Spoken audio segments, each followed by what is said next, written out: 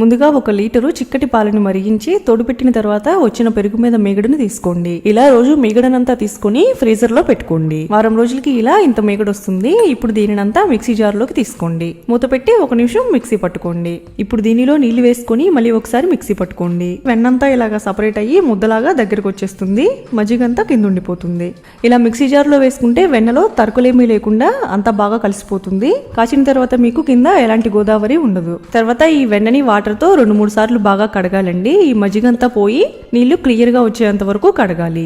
ఇలా కడగడం వల్ల కాచిన తర్వాత మీకు కింద ఎలాంటి గోదావరి ఉండదు. నీళ్ళేమీ రాకుండా వెన్నని గిన్నెలోకి తీసుకుని స్టవ్ మీద పెట్టుకుని హై టు మీడియం ఫ్లేమ్ లో మరిగించుకోండి. ఇలా పొంగొచ్చిన తర్వాత మీడియం ఫ్లేమ్ లో పెట్టుకుని కలుపుకుంటూ మరిగించుకోవాలి. సుమారు 20 నిమిషాలకి వాటర్ అంతా పోయి నెయ్యి ఇలా దగ్గర పడుతుంది. చివరిగా లో ఫ్లేమ్ లో పెట్టుకుని గోల్డెన్ బ్రౌన్ కలర్ కి వచ్చేంత వరకు మరిగించుకోవాలి. వడగట్టుకుని చల్లారిన తర్వాత చూస్తే పూసలాంటి నెయ్యి రెడీ అవుతుంది.